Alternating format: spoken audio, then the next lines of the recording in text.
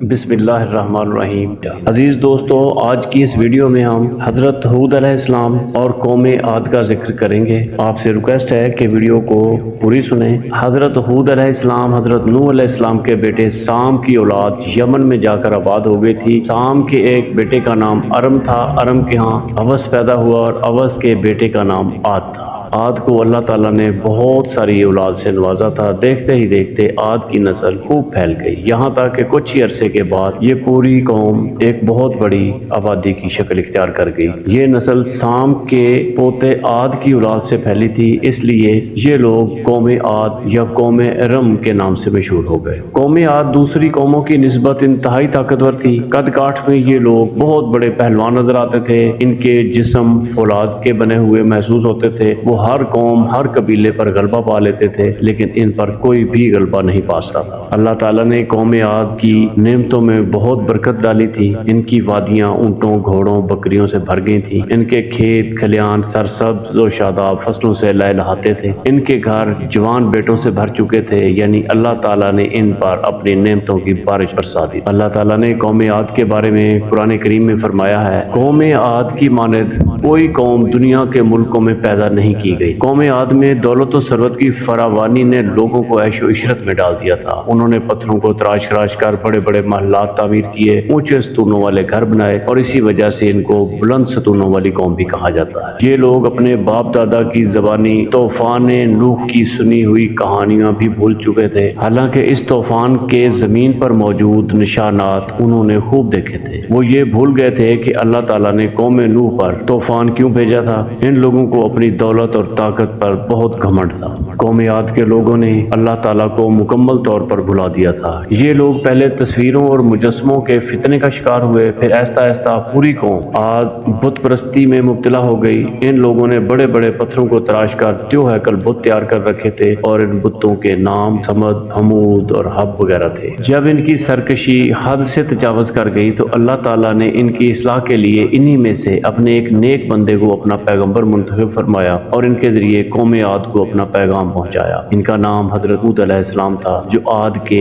رشتے میں پڑپوتے تھے۔ حضرت ہود علیہ السلام کے والد کا نام عبداللہ تھا، جو ربا الجارود کے بیٹے تھے۔ ربا عماد کے بیٹے تھے، عاد کے عوض عاد اوس کے بیٹے تھے، اور اوس ارم بن سام کا بیٹا تھا۔ یعنی حضرت ہود کا نسب چھٹی پشت میں جا کر حضرت نوح علیہ السلام سے مل جاتا ہے۔ سام کے بیٹے ارم کی وجہ سے قوم عاد کو قوم ارم بھی کہا جاتا ہے۔ قرآن کریم میں اللہ تعالیٰ ارشاد فرماتے ہیں، اور قوم عاد کی طرف ہم نے بھیجا ان کے بھائی ہود کو۔ آپ نے کہا، میری قوم کے لوگوں، اللہ تعالیٰ کی عبادت کرو، تمہارا کوئی معبود نہیں ہے سوائے اللہ تعالیٰ کے، اس سلسلے میں تم محض جھوٹ گھڑتے ہو۔ حضرت ہود علیہ السلام نے انہیں حق کا راستہ اختیار کرنے کی تلقین فرمائی۔ انہوں نے اپنی قوم کو مخاطب کرتے ہوئے فرمایا، میری قوم، تم ان پتھروں کی عبادت کیوں کرتے ہو؟ اس ذات کی عبادت کیوں نہیں کرتے جس نے تم کو پیدا فرمایا، تمہیں رزق دیا، تمہارے مال اور اولاد میں برکت دی، تم کو حضرت نوح علیہ السلام کا جانشین بنایا، تمہیں جسمانی طاقت عطا فرمائی۔ ان نعمتوں کا حق یہ ہے کہ تم صرف اور صرف اسی کی عبادت کرو جس کے سوا کوئی معبود نہیں۔ یہ بت تمہارے اپنے ہاتھوں سے تراشے ہوئے صرف پتھر ہیں، یہ کیسے تم لوگوں کو کوئی نفع یا نقصان پہنچا سکتے ہیں؟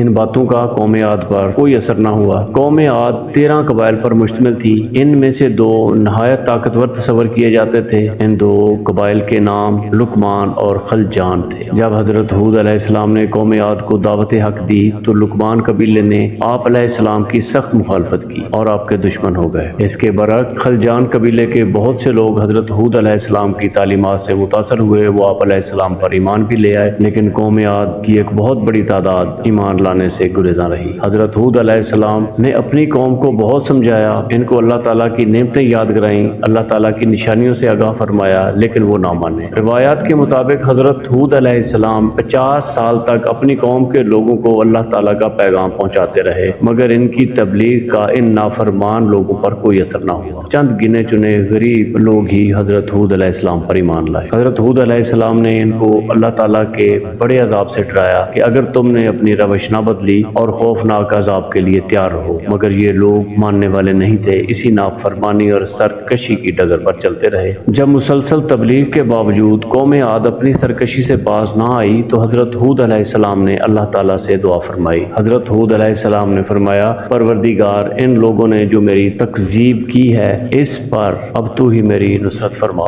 اللہ تعالیٰ نے حضرت ہود علیہ السلام کی دعا قبول فرمائی اور ارشاد فرمایا کہ قریب ہے وہ وقت جب یہ اپنے کیے پر پچھتائیں گے۔ چنانچہ اللہ تعالیٰ نے اس نافرمان قوم کو سزا دینے کا فیصلہ فرما لیا۔ پہلے ان کو ہلکی سی سزا دی گئی، یہ 3 سال تک ان پر بارش نہیں برسائی، اور اس کا نتیجہ یہ ہوا کہ ان کے کھیت باغات سوکھنے لگے، مویشی بھوک سے مرنے لگے اور لوگ پانی کے لیے ترسنے لگے، ان لوگوں کے گھروں میں فاقے ہونے لگے۔ حضرت ہود علیہ السلام اپنی قوم کی یہ حالت دیکھ کر نہایت غمزدہ تھے۔ ایک دن انہوں نے اپنی قوم سے فرمایا کہ اللہ تعالیٰ سے اپنے گناہوں کی معافی مانگو تاکہ وہ تمہاری مشکلیں آسان فرما دے۔ قرآن کریم میں ارشاد ہوتا ہے، اور اے میری قوم کے لوگوں، اپنے پروردگار سے استغفار کرو، پھر اسی کی طرف رجوع کرو، وہ آسمان سے تم پر خوب پانی برسائے گا اور تمہاری موجودہ قوت میں مزید اضافہ فرمائے گا، اور تم روح گردانی نہ کرو اور مجرم نہ بنو۔ لیکن بدبخت قوم اپنے گناہوں سے توبہ تو کیا کرتی، الٹا ڈٹائی سے کہنے لگے، ہم تمہارے کہنے پر اپنے آباء و اجداد کے دین کو کیوں چھوڑ دیں۔ قرآن مجید میں ان کی سرکشی کا ذکر ان الفاظ میں بیان ہوا ہے۔ انہوں نے جواب دیا،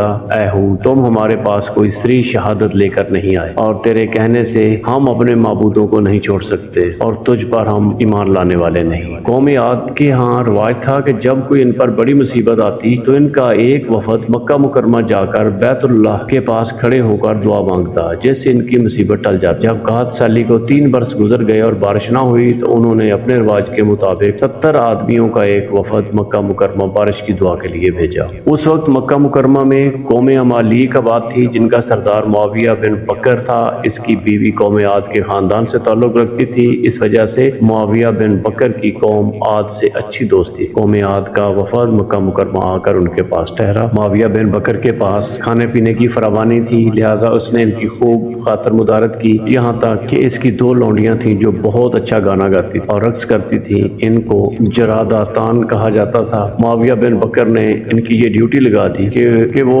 اس کے مہمان وفد کا ہر وقت رقص و سرور سے دل بہلایا کرے۔ یہ وفد دعا مانگنے کے لیے آیا تھا تو دعا مانگنے کی بجائے الٹا غفلت میں پڑ گئے اور عذاب الہی کو دعوت دینے لگے۔ یہ وفد 1 ماہ تک یہیں مقیم رہا، اور 1 ماہ کے بعد جب یہ وفد واپس لوٹنے لگا تو ان کو اپنی دعا کا خیال آیا۔ اس وفد کا سردار کیل بن عمبر تھا۔ اس نے اپنے وفد کو جبل تہامہ کے پاس لے جا کر بارش کے لیے دعا کی۔ ان کی دعا کے بعد آسمان پر سرخ، سفید اور سیاہ بادل نمودار ہو گئے۔ یہ لوگ بہت خوش ہوئے کہ ان کی دعا قبول ہو گئی ہے۔ اسی اثنا میں غیب سے کسی نے آواز دی کہ اے کیل بن عمبر، ان بادلوں میں سے ایک بادل کو اپنے لیے منتخب کر لو۔ کیل نے کہا کہ میں سیاہ بادل پسند کرتا ہوں کیونکہ وہ بارش برسانے والا ہوتا ہے۔ پھر یہ لوگ خوشی خوشی اپنی بستی میں پہنچ گئے اور انتظار کرنے لگے کہ اب تو خوب بارش ہوگی، لیکن حضرت ہود علیہ السلام گہری تشویش میں مبتلا تھے، کیونکہ ان کو معلوم تھا کہ یہ بادل بارش برسانے والے نہیں بلکہ عذاب الہی والے بادل ہیں۔ قرآن مجید کی سورۃ الاحقاف میں بیان ہے، جب انہوں نے اس عذاب کو دیکھا بادل کی صورت میں اپنی وادیوں کی طرف بڑھتے ہوئے تو انہوں نے کہا،